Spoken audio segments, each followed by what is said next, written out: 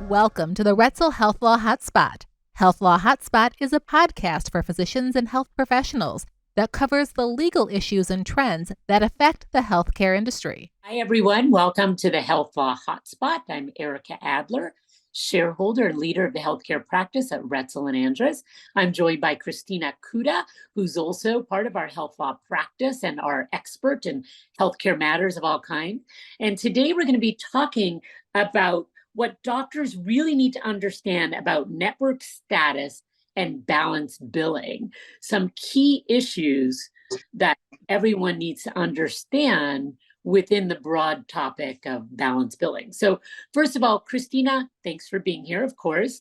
And why don't you go ahead and tell us what are some of the billing restrictions that you want doctors to understand that arise under the No Surprises Act?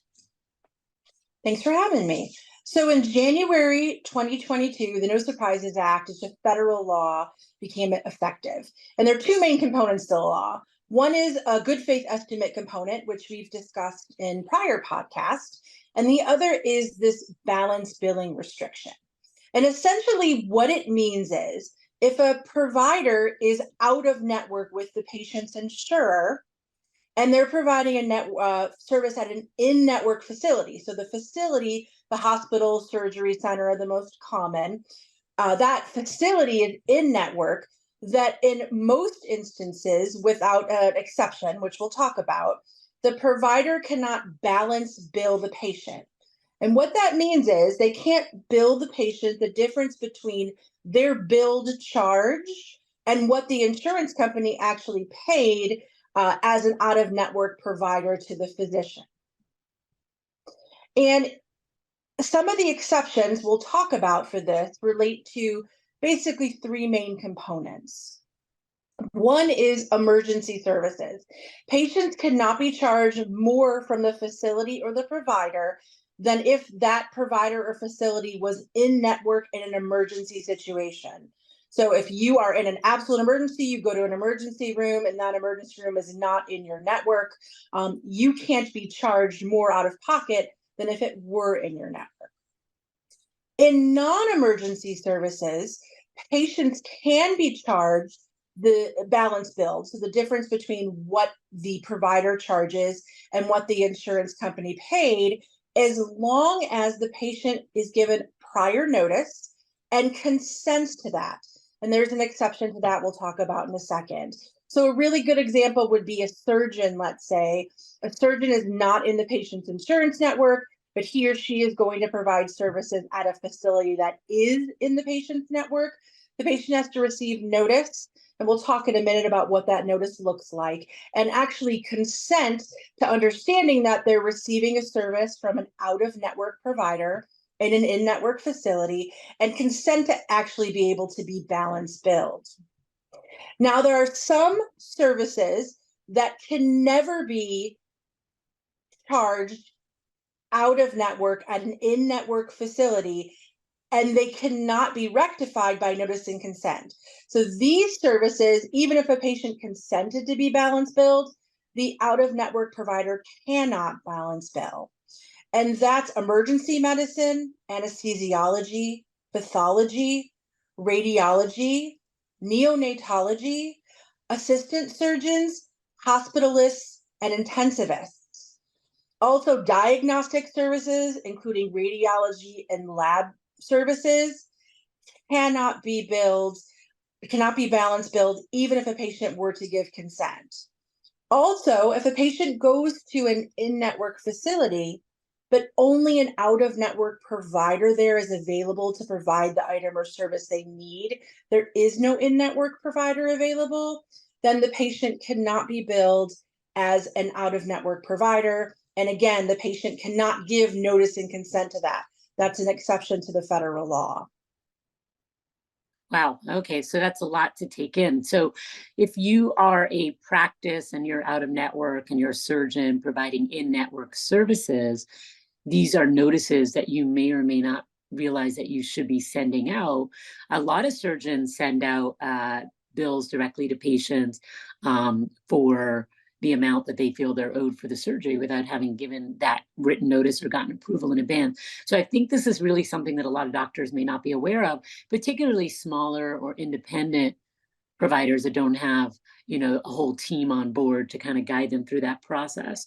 So what other steps, other than that letter that you mentioned, do we want people to be, or providers to be taking to help patients understand this?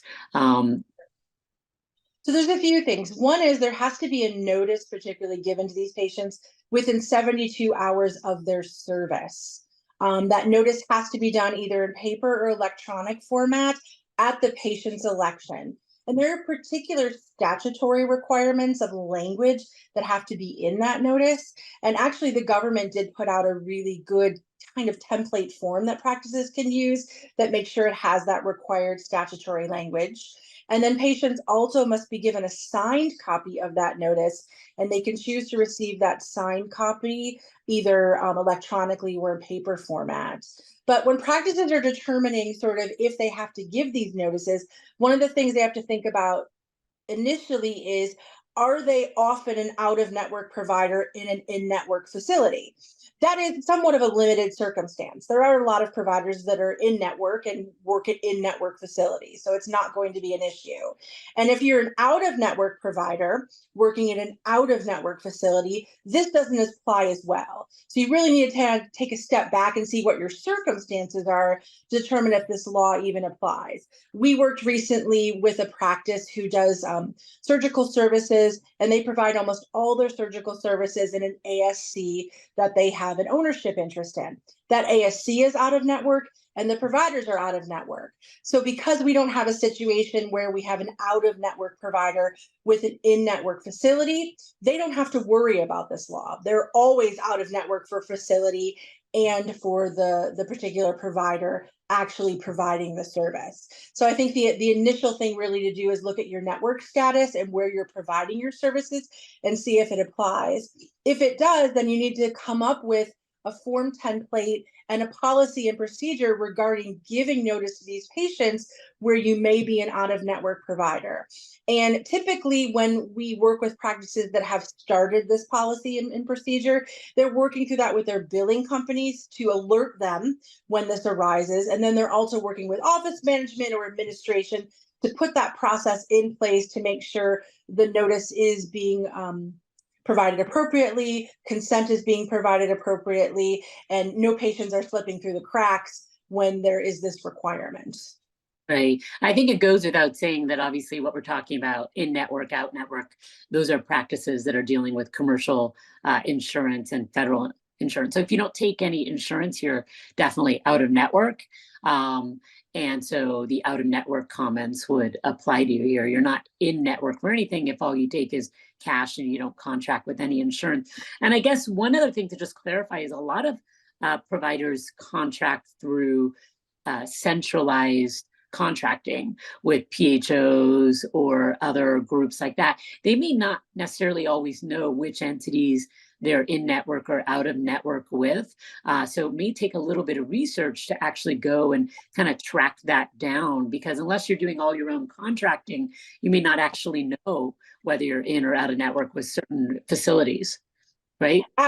Absolutely. So you may need help from a billing company, or if you're contracted through a PHO, for example, reach out to the PHO to see what the network status is, just to make sure that you're not missing any particular insurers where you might think you're in network and it turns out you're not.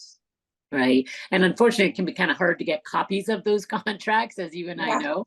And because they're constantly negotiating, those can change annually, right? So every year, you should be at least updating your information about who you're in network or out of network with. And don't, if you haven't looked in 5 years and you were out of network, you could be in network now, right? And not even realize it. So kind of urging everybody, it's not like a one-time check and never look again kind of process. You really need to stay on top of this. All right, so let's talk about how state law could impact what we've talked about here. Sure. So the federal law on the No Surprises Act gives us a floor, but it's not a ceiling. So you could have a state that has more restrictive balance billing protections. And if that is the case, you have to meet that state's more restrictive laws as well. So Illinois does have a balance billing restriction. They've had it for several years, but they did recently make a change. So it used to be the balance billing restriction was only limited to 5 specialties: emergency medicine, anesthesiology, pathology, radiology, and neonatology. In 2002, the law was revised to apply essentially in the same way and to the same items and services as the federal law.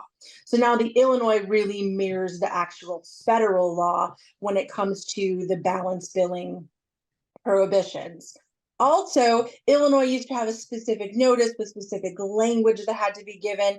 Now they have actually modified the law to say you meet the notice requirements for Illinois as long as you meet the federal notice and consent requirements. So essentially that federal language I talked about, there's a template the government puts out for that purpose. As long as you have a document that meets the federal requirements signed and the patient has provided consent for balance billing, then you've met the Illinois law. But if you work in multiple states, there are providers that work on borders and they do procedures in different states. We see that a lot with like Illinois and Wisconsin or Illinois and Indiana. You need to make sure you understand the state restrictions in every state where you're providing a service, because the state could be more restrictive than the federal law, and just meeting the federal law is not going to cut it. You have to meet the state restrictions as well. And even if you're not on a bordering state to Illinois, anybody listening to this, if you're in the United States, you need to look at your state. So the option that you must comply with federal law, and then you need to check state law. State law could be more restrictive, or they might defer to federal law, or they might not have any state restrictions at all, in which case you follow federal law. So that makes total sense. All right, so this is kind of a tricky area. It's not super hard to comply with, but if you're not aware that it's out there, you may not be complying with it. And so what are the repercussions? And I know we talked about this in our last podcast as well that we did on this topic, but if you've been out there and you're not complying, or you listen to this podcast and you decide it's too much work and you don't want to comply, and you're out there balance billing patients when you shouldn't be, what can you expect? Oh, this is a federal law, so you're now in non-compliance with federal law, and there's always potential for financial penalties and associated penalties in violating the law.